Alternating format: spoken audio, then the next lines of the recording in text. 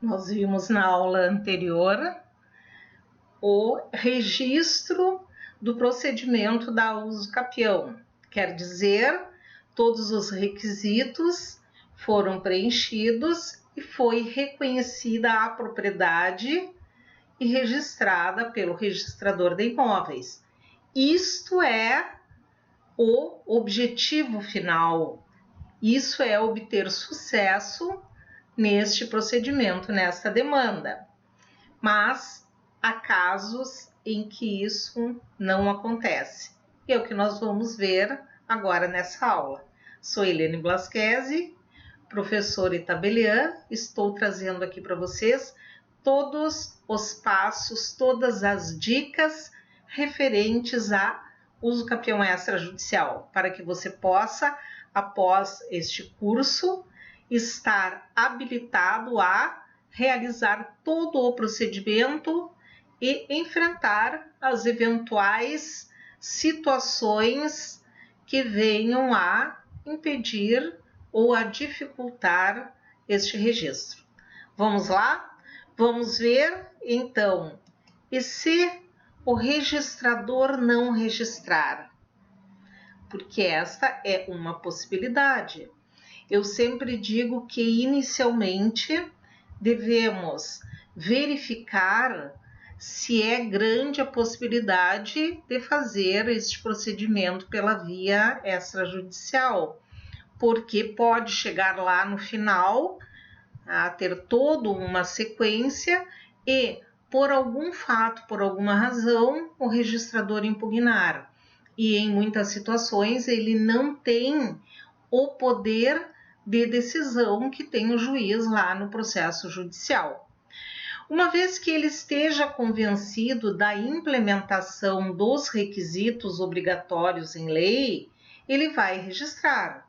O registrador de imóveis, então, cumpridos todos esses objetivos, ele registrará, estará adquirida a propriedade através do uso capião em nome do requerente. Mas e caso ele não se convença? E aí é que surge o problema. Ele vai impugnar este pedido de reconhecimento da propriedade e vai enviar para o juiz competente. O advogado, então, vai transformar aquele requerimento que ele tinha feito para o registrador de imóveis em uma petição para o juiz, encaminhando para a via judicial, e lá seguirá o rito ordinário, nos termos que determina o CPC. Quais são alguns exemplos de situação que pode levar ao indeferimento do registrador de imóveis desse pedido de uso capião extrajudicial, desse reconhecimento da propriedade pelo uso capião?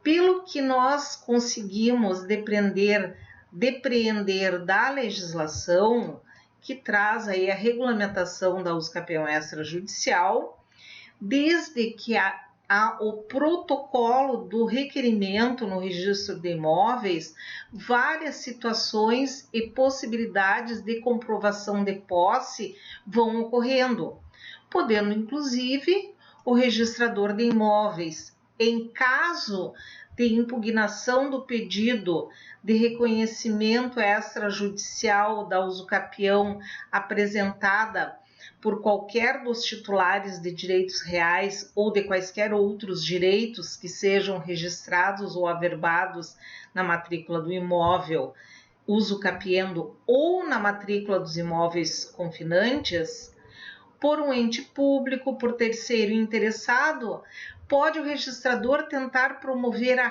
conciliação ou a mediação entre as partes interessadas. Por quê? Porque o interesse de todos é que haja o registro da uso capião, o reconhecimento. Embora em muitas situações a gente ouça reclamações, o escopo da lei e de todos aqueles que trabalham para que isso ocorra é que este registro ele efetivamente aconteça. Porém, se elas forem infrutíferas, tanto a conciliação quanto a mediação, e depois do registrador de imóveis ter feito as diligências necessárias e que são previstas em lei, e ainda assim persistir em dúvidas, precisões ou incertezas, bem como tiver alguma insuficiência de documento, algum documento não for apresentado ou não for apresentado no todo, o oficial do registro de imóveis vai rejeitar este pedido. E o que ele vai fazer? Ele vai emitir uma nota de devolução fundamentada. Não estou aceitando, estou rejeitando este pedido extrajudicial por isto, por isto e por isto. Ele simplesmente não pode dizer, olha, não vou registrar. Ele tem que fundamentar. Essa rejeição, ela não vai impedir que seja feito, então, um ajuizamento perante o Poder Judiciário, no foro da situação do imóvel, pois com esta rejeição do pedido e a devolução de nota fundamentada, vão cessar todos os efeitos da prenotação e da preferência dos direitos reais que são determinados pela prioridade. E aí, isto vai seguir lá na via judicial, a menos que haja, isso nós já vimos numa aula anterior também, a suscitação de dúvida. Ainda vai restar ao requerente impugnar a rejeição do registrador no prazo de 15 dias perante o registrador de imóveis, solicitando que ele reanalise o pedido e reconsidere a nota de rejeição no mesmo prazo, ou que então ele suscite a dúvida registral de acordo lá com o que consta no artigo 198 da Lei dos Registros Públicos, que já foi objeto de uma aula anterior. Em 2022, entrou em vigor a Lei 14.382 e foi determinado algumas situações com relação, inclusive, a usucapião e o destino do requerimento de usucapião em caso de impugnação do pedido. Por quê? Havia algumas situações em que a impugnação do pedido, ela não tinha uma justificativa plausível. E a lei dizia o seguinte: em caso de impugnação, por quaisquer um dos legitimados, não é possível seguir o pleito. E em algumas situações não havia fundamento, não havia uma justificativa plausível. A Lei 14.382, ela veio dar uma ajeitada nessa situação. Por quê?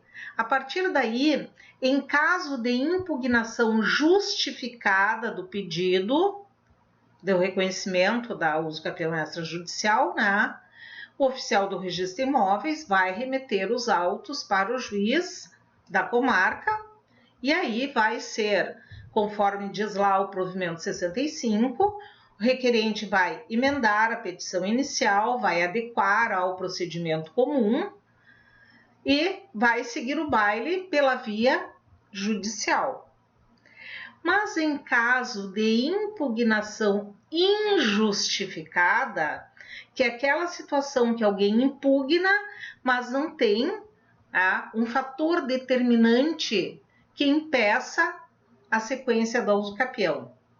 Ela não será, essa impugnação injustificada, admitida pelo registrador e vai seguir o procedimento da usucapião, mesmo com esta justificação impugnada, que será certificada pelo registrador de imóveis, e aí o interessado nessa impugnação vai poder então fazer a suscitação de dúvidas, mas vai seguir o procedimento enquanto a dúvida está sendo verificada.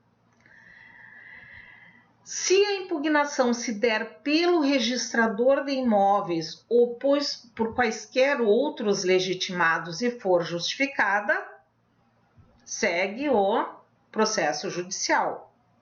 Recapitulando essa situação, não é? Mas, em caso de ser injustificada, a critério do registrador de imóveis, ele vai verificar, eu estou impugnando porque eu não gosto do meu vizinho. Isso não é uma justificativa plausível. O registrador, então, vai, com essa impugnação sem justificativa plausível, dar seguimento ao procedimento extrajudicial e aquela pessoa que, por acaso, se sentir prejudicada, vai poder, então, entrar com um pedido de suscitação de dúvidas.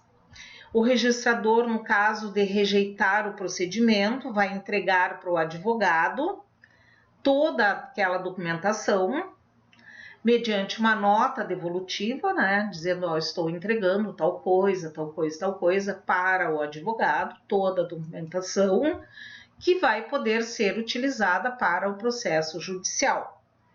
E aí nós temos a seguinte situação.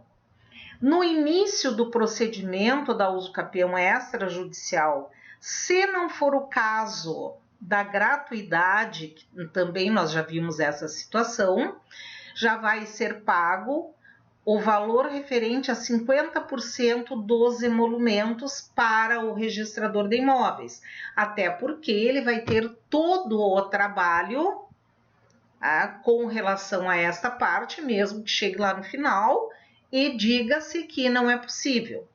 Este valor não será devolvido em caso de impugnação pelo registrador e vai servir como pagamento de todos aqueles atos que já foram realizados. E o valor que seria os 50% restantes somente serão pagos se for registrada a usucapião extrajudicial. Caso contrário, será então essa custa feita, paga lá o restante perante o Poder Judiciário. Então, vocês vejam, nós, naquela situação em que nós tínhamos, tudo certinho, mas aí nós temos sempre aquela pergunta, e se não registrar? E aí, se não registrar, nós temos como manejar essas outras situações, que é pedido de reconsideração, suscitação de dúvida, ou se for por uma impugnação injustificada, o prosseguimento do feito e o legitimado a fazer a impugnação vai poder, a seu critério, requerer ao juiz que ele analise e diga se pode ou não. Caso contrário, mesmo com impugnação, a impugnação nem sempre é um decreto de morte para o usucapião extrajudicial. Pode ter uma sequência, pode ter um passinho a mais que seja necessário ser dado. E isso vocês já estão sabendo também, para que na surpresa não fique sem saber o que fazer, o que resolver. Então, a prof vem trazendo aí para vocês todos estes detalhes, todos esses atos, para que vocês cheguem lá no final e consigam registrar.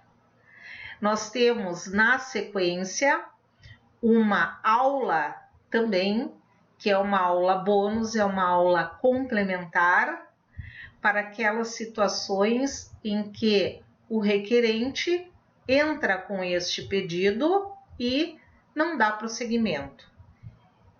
Vamos falar na próxima aula sobre a desídia do requerente. Até a próxima aula. Beijo da prof.